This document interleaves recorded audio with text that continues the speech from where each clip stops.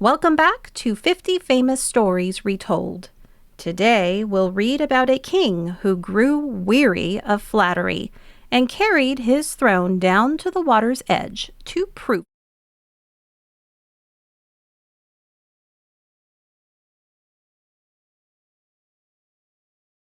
Let's look at the vocabulary and key places for our story.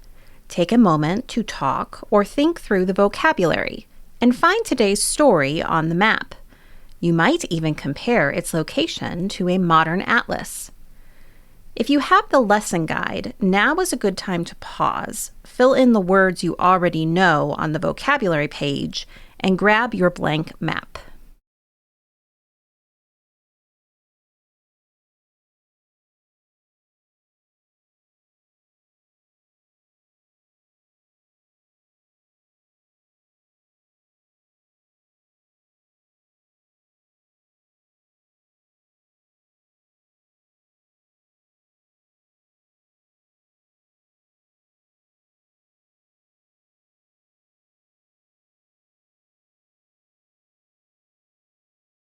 Story 3. King Canute on the Seashore. 100 years or more after the time of Alfred the Great, there was a king of England named Canute.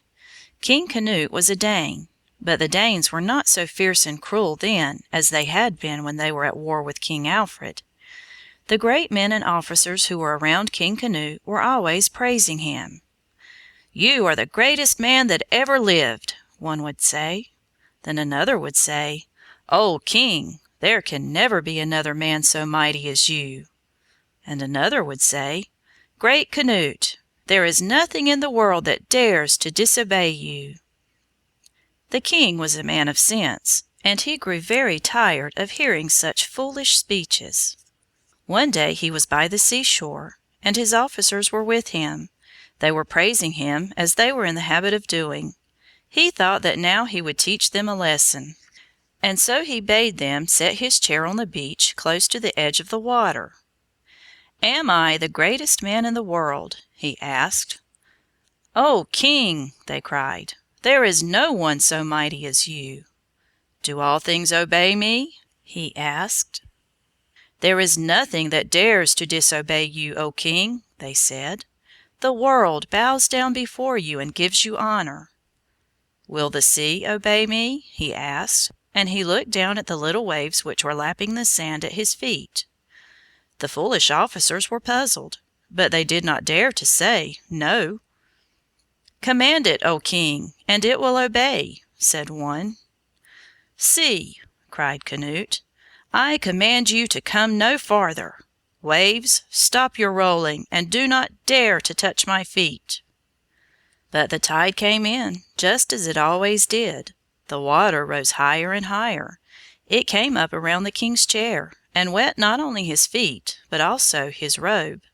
His officers stood about him, alarmed, and wondering whether he was not mad.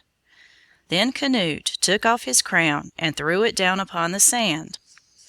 "I shall never wear it again," he said.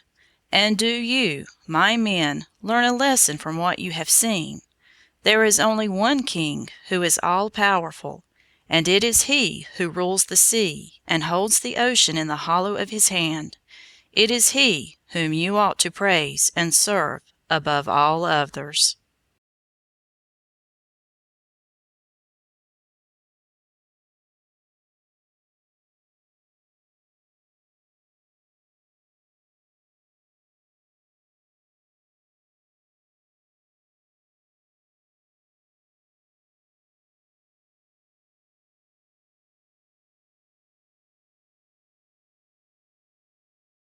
I do love that Canute got his royal feet wet on purpose, just to show his courtiers that no king rules the sea. We do the planning, the books come alive, your child does the learning. See you next time.